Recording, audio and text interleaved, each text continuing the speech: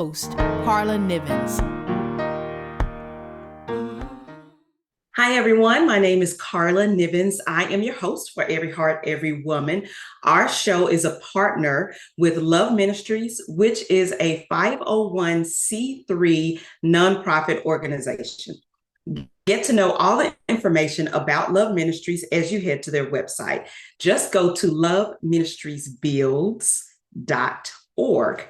You can find everything you need there. Also, head on over to my website, karlanivens.com. And as always, if you are enjoying the podcast and the YouTube show, just click like and share with some people that are in your network that you think might enjoy this as well.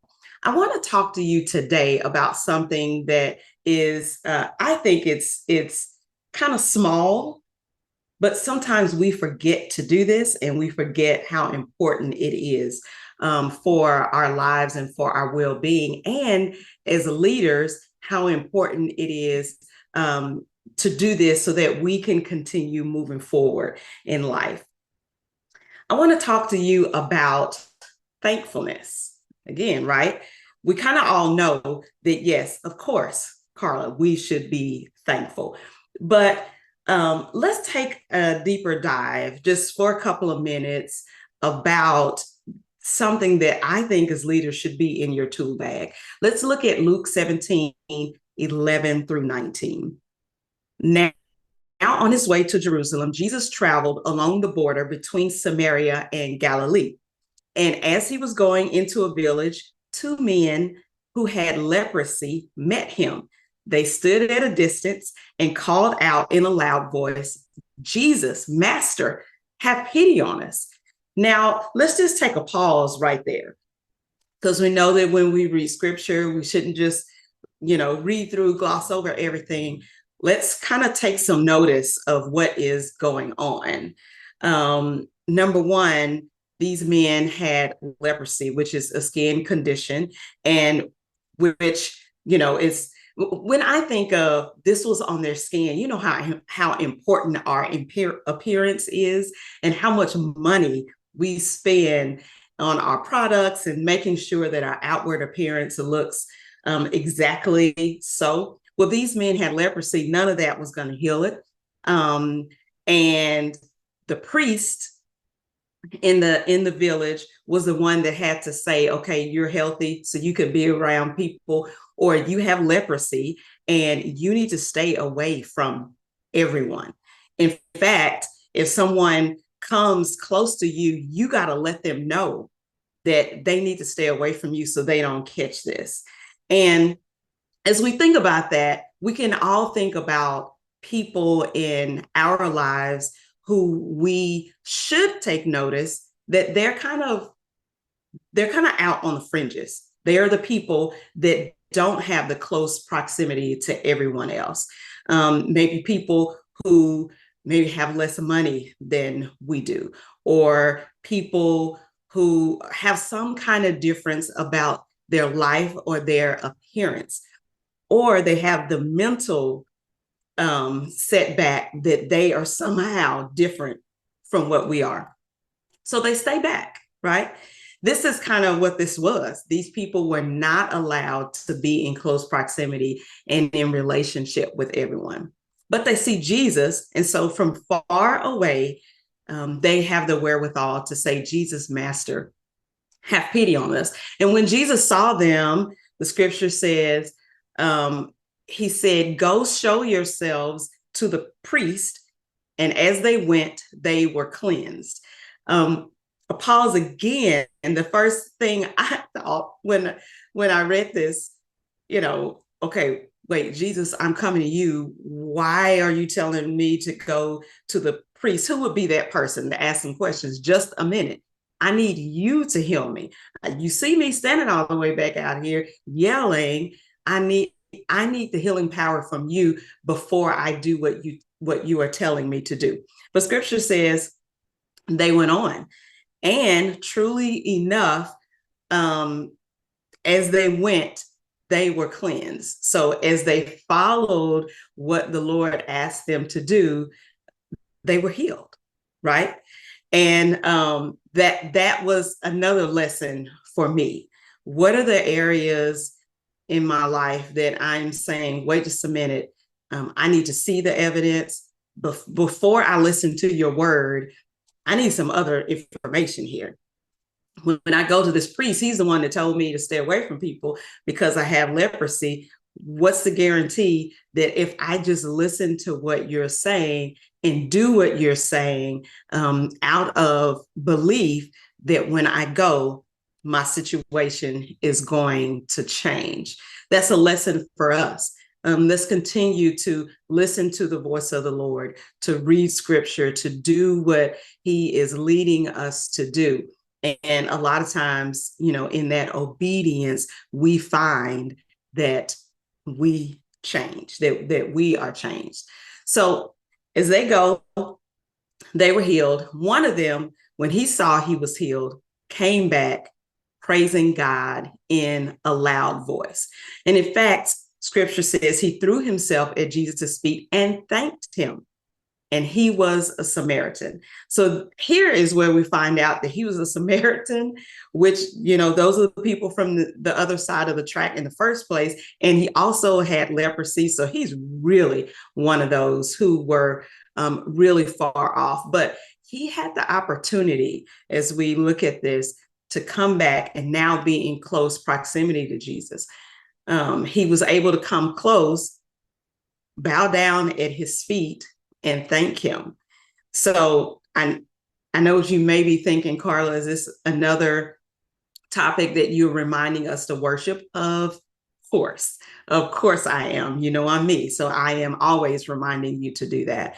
As you are rehearsing to yourself, singing words and rehearsing, singing songs of scripture and of faith, you're reminding yourself. Of course, this is what the Lord called us to do, to worship, but you're reminding yourself at the same time who the Lord is. You're remembering to have this spirit of thankfulness.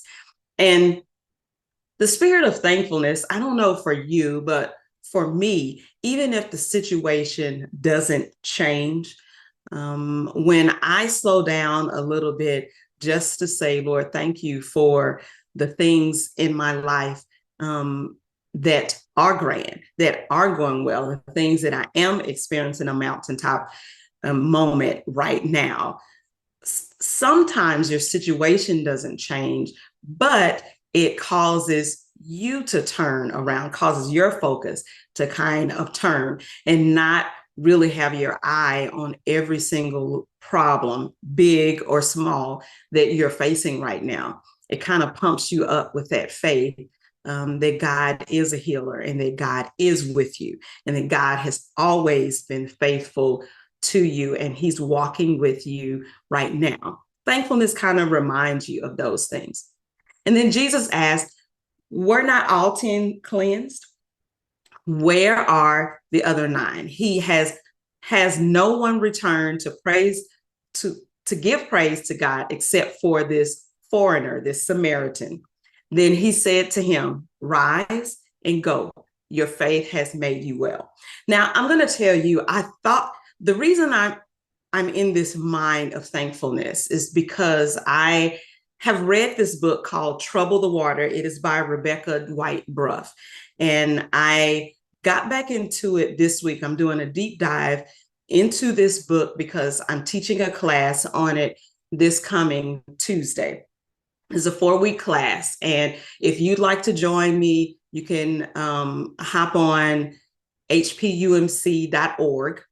The class is our next class in our Stronger Together Week Apart class. Is under our racial justice ministry. But I've been going through this book, Trouble the Water. Again, I've read it, I don't know, maybe a little bit over a year ago. Rebecca White-Bruff has been on the show maybe twice, I think, 2 times that I can think of, just from memory. But as I'm getting back into this book is, it tells a story of Robert Smalls. And Rebecca has put together all of this information about Robert Smalls. And Robert was born a slave, and I'm not going to tell you all the whole book. You're really going to have to read it for yourself, or join the class with us. We're going to have great conversations about it. But as I'm diving into this book, my mind is really going, and I'm thinking of Robert and his family and everyone during that time, and what was everyone thinking, and what was everyone feeling, and what contributed to the resiliency of people back then to continue to move forward, to continue to be to have a happy outlook, to just continue the grind. And I thought thankfulness has got to be one of those things that contribute, because situations a lot of times did not change. A lot of times situations may have even gotten worse. Than, tomorrow is worse than what it was yesterday. And in the book, it says that Robert and his family, they went to church on the weekend, on Sunday. And of course, church back then wasn't uplifting for them. But in the middle of that, they were able to kind of have their own experience with God and set up their own personal relationship with God. And I'm wondering, what are the things that we may be missing today that are keeping us from that closeness, feeling that close relationship that we really need and that we really truly should have? Well, one of the things I think we should stop and remember is to be thankful. Always remember that it is appropriate to, in your own way, stop, turn around, bow at Jesus's feet, and say, Lord, I am remembering your faithfulness. I am remembering who you are, and I'm truly am thankful. I'm telling you that I am thankful. Can't you just imagine that would lift your spirit and change your mental outlook and change your mental state of mind, even if your situation doesn't change right now in the immediate?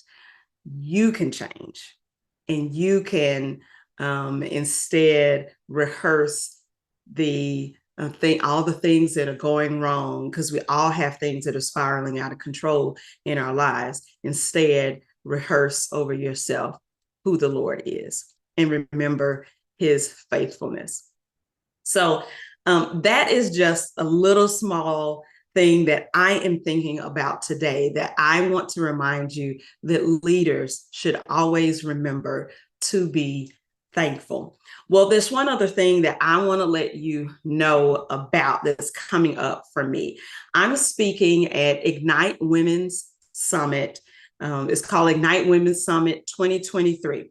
So if you want to join me this year, Ignite is celebrating 10 years of empowering women of all ages, stages, and walks of life. And the best part is they are giving you an anniversary gift. We have the anniversary launch sale, and all general tickets are $75 right now. But that price is going to go away. Price is going to go away, kind of over the weekend. So if you would like to go, and I also want to remind you that the founder of Ignite has also been on Every Heart, Every Woman before. Her name is Nikki Brown, so you can go back and listen to her show as well. But if you'd like to be there and be there with me, I'm going to be a workshop speaker, and the workshop that I'm doing is called Beautiful Confidence. I have a word for women as we are building ourselves and preparing ourselves to propel in the coming months and in the coming years. This is going to be November 9th through 11th this year, 2023. It is going to take place at the Chase Center on the riverfront in Wilmington, Delaware. And I want you to come and join me. When you sign up for this Ignite Summit, you go to ignitesummit.org. And I believe you have to do like /2023, but just search for Ignite Summit. It's IGNITE. So like Ignite. IGNITE, Ignite Summit. You use the promo code of my name, Karla Nivens, and you will get your discount. And I would love for you to join me there in November. So that's all I have for you today. I hope that you were blessed and uplifted. I hope that little nugget kind of puts a smile on your face and reminds you to continue to be thankful. My name is Karla Nivens. I am the host of Every Heart, Every Woman, and we are a partner of Love Ministries, which is a 501c3 nonprofit organization. Go to loveministriesbuilds.org. You can get all the great information about Love Ministries. Also, head to my website, karlanivens.com. If you'd like to join me for class, the Stronger Together Weaker Apart class that's going to start on Tuesday is called Trouble the Water. We're going to go through the book Trouble the Water, which is a phenomenal book written by Rebecca Dwight Bruff. Go to hpumc.org and sign up to attend that class. That is free. And we're going to have a great time. And also remember to go to ignitesummit.org. Everyone, have a great week. We'll see you back here next time. Every heart, every woman.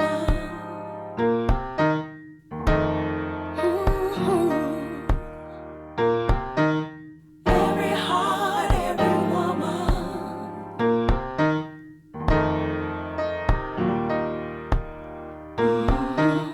Every heart, every woman.